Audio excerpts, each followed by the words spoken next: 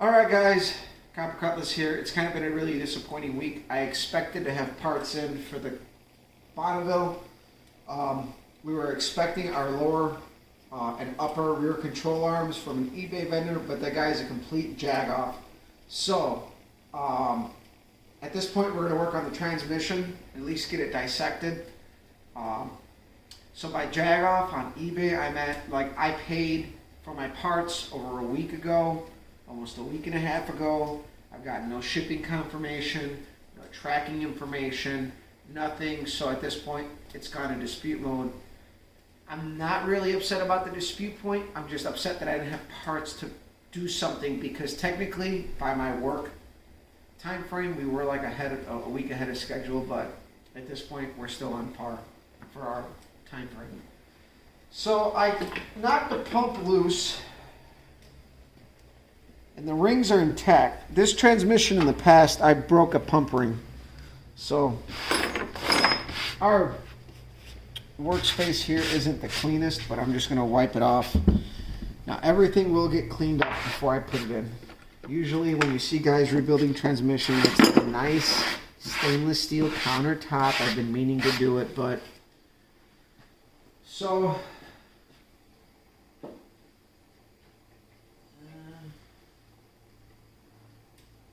our next thing that we have to take out is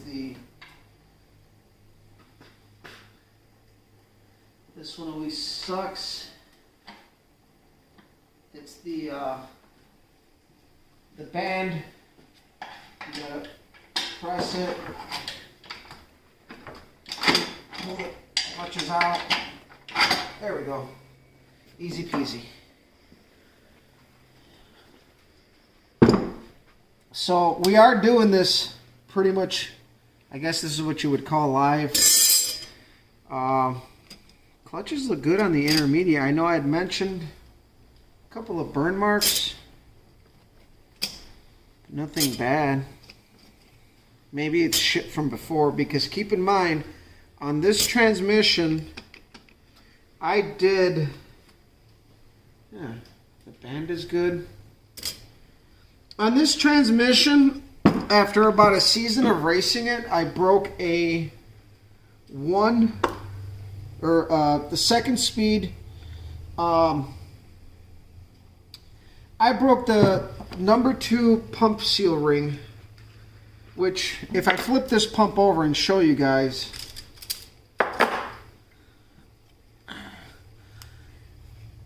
when your input shaft slides through here, there's passages, and you got different sealing rings for different circuits. So you got like this is essentially like 1, 2, 3, and then you got like reverse, and then I think, to be honest with you, without looking at the diagram, which I have, it's a little confusing for me, but each sealing ring has a purpose. I broke, I think it was, this guy was for second gear. I lost it manually, and so when I would manually shift the car, because when this transmission was in the Cutlass, I would manually shift all the time, I'd go into second gear, and when the transmission really built up pressure and really needed to grab clutch bite, it would just go wah, and it'd flare up. So again, we're doing this kind of on the fly. This is like a quick dissection here to see what's going on. And these clutches all look good. It might be shit. There's a couple of burn marks on this one, but these clutches all look really good. It might have just been shit that was floating around. We'll see. We'll dive in a little deeper, but these clutches all look good. And this is another one where you really need that hole to go through. But oh, there goes a fucking roller bearing. Let me pull these clutches out and I'll pick that bearing up. Now my buddy Ryan, who welded on the frame, is an awesome machinist. He worked for a machine shop for quite a bit of time. And he machined these pistons for me to have the allowable amount of 5 clutches See, there's a little bit of burn marks on these, but man, these are still in really good shape. You know, no friction materials off of them. So we're going to go ahead and put these here because these go inside this drum assembly. So the intermediate, the forward and direct drum clutches are all good. So the forward and direct drums share the same clutches and stuff like that, so I'm not worried about it. So now I'm going to go ahead. Let me grab my pick that I just had. We'll pop this out. There's a snap ring in here, and this is where the input and output shaft meet. And here, the output shaft begins there. As far as I know, if I'm incorrect, somebody correct me, because again, I by am no means a professional in transmissions. I am just a crazy individual who cannot afford to pay a lot to have stuff done, so I've had to go at it my own. Alright. So snap ring is there. And no bad mark, no bad word there. We're gonna go ahead and just put this one aside here. No damage to the planetaries. Let's bust out the sun shell. No excessive wear anywhere. Okay, so I'm going to snap that guy there. There's one snap ring in the case there we got to bust out to get to the low reverse clutches, and that's our last stack of clutches pretty much. So I don't know where all that shit came from. This is the last set of clutches that we can look at, and this is the low reverse. This is what I told you guys. I suspected it was because there's end play in this setup. And I can tell you, it kind of feels excessive there, to be honest with you.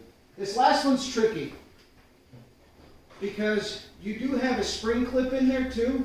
So I just have to find a screwdriver that's going to work, which thank God I bought new ones. So we're going to go ahead and pop this clip off of the case, which kind of sucks. And I'm really hoping that everything is good and then that was just debris from before. So let me go grab another screwdriver. Hold on, where's my hook? This might work just to keep everything here, because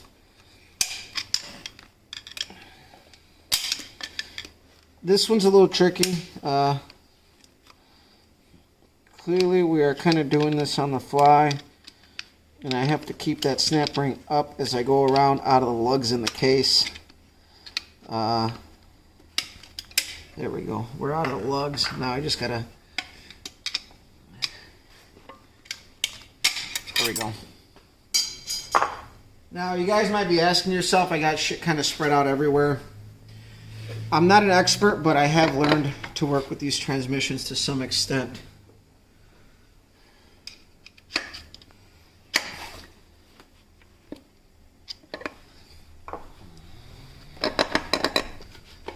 Alright, this is the one that sucks because...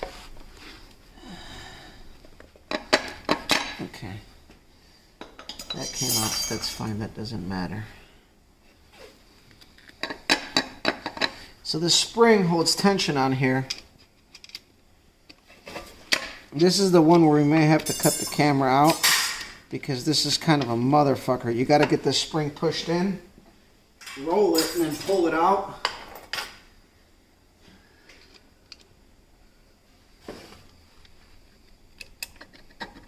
Got it. Cool. Easier than I thought from the last time I remember. So I should have paid attention. There is a certain way these holes have to go. So I'll just leave this out. This is actually the center support. So let's get these low reverse clutches out and see what that's all about. And this is our last set of clutches, guys. And honestly, they look pretty good. This might be for nothing, but hey, it's cheap insurance. I've been here before. I've had to have transmissions apart. If this is all I have to do, then that's like 180 bucks I don't have to spend. It might have been shit from when I killed the... Nah, man, these clutches all look good. I don't know where that shit came from. All these clutches look good. Now, from here, what I am going to do is I'm going to air check all of our seals. We could have a bad seal. I can tell. No, that's fine. I'm going to air check all the seals, but cool. I was kind of sweating it there for a bit because this is an added cost. But from here, what I'm going to do is I'm going to air check all of our clutch packs over the weekend. I'll show you guys how we do that. But for now, this is peace of mind, man. My work is holding up. My clutches all look good. I don't know where all that shit came from, but that don't look good, right? I don't know where all that came from. All my clutches are good. So I'm going to have to, I'm going to pull off the valve body and check out the screens and see what they look like. Those screens may be gunked up, which I have extra screens. It might be the torque converter. So I think it's about $100 to send it out and have it cut, cleaned, and inspected. I might do that. It's a Jegs unit. They're like China made. I think they're actually made in the USA by independent shops, but I think at this point, spending $100 to have a torque converter cleaned, checked, gone through will be good. So I'm going to do that. I got a local shop I use. They're not the greatest, but I've used them in the past without real problems. Friends of mine have not quite successfully used them like I did, I guess. But no, everything looks good. All of our clutches look good. There's a couple of burn marks. But dude, these clutches are all in good shape. No burn marks. And again, keep in mind, this transmission saw serious double duty use for about 3 years when I was in the Cutlass. Our trip to any of the local tracks was about 110, 120 miles round trip, plus racing it. So I'm impressed. It's holding up. I don't know where all that shit came from, but it came from somewhere. And at this point, the only thing that's left is to pull the valve body, check out the screens, and I think the torque converter I'm going to send out to get inspected because at this point, this transmission's still in good shape. And again, we pulled it, we raced it, well, before we pulled it, we raced the car last October, and I actually rode shotgun when my wife was riding in the car. No slippage, nothing. So this is good. I may have to spend $120 or so, $100 or so to have that converter cut, clean, welded back up. But hey, as I mentioned, it's cheap insurance. I can't stress that enough. So guys, for now, that's what we got going on. I wish we could have done more this weekend, but at least, hey, we got some transmission where we can do this weekend. It's actually a really busy weekend for me this weekend. So we're going to go ahead and clean. I'll do a video to show you guys how to blow up the seals and check all that stuff with compressed air. And then we're going to put this thing back together once we clean it. And that torque converter will be contingent as to when we do that, when we're ready for it, because that can get done at a later time. And if need be, we'll just buy a new torque converter if that one's bad. So I'm not going to sweat it. At this point, it's just about getting stuff to a good point. We got seals. We got everything we need here to put the transmission back together. That torque converter, I'm not going to worry about it. So guys, see you. Share, like, subscribe. I really wish we had something cooler going on. And I will show you in the past, maybe you guys have seen this shelf back over here. I called it the Ford shelf. It's gone. I'm putting together that 302, which will be for sale as soon as I'm done putting it together. It's going to be put on the stand, broken in, tuned. It's going to be sold intake or carbureted oil pan. So if anybody's interested, knows a Ford guy, I'm going to have that engine for sale. I'm currently blueprinting it, measuring everything out, writing down all the specs. So my engine run stand is out of here, so we got a little bit of room. I may just throw the old 350 on the stand, but I'm going to wait. I need to get the rear end done first. I need to get the control arms done first before I can really hit anything else. I don't want to have multiple, irons in the fire at the same time. I'm trying to minimize that. So again, share, like, subscribe, follow us on Instagram, Copper Cutlass, follow us on Facebook, Copper's Garage. That's it for today. I'll follow it up this weekend when we do a little bit more work. Thanks, guys.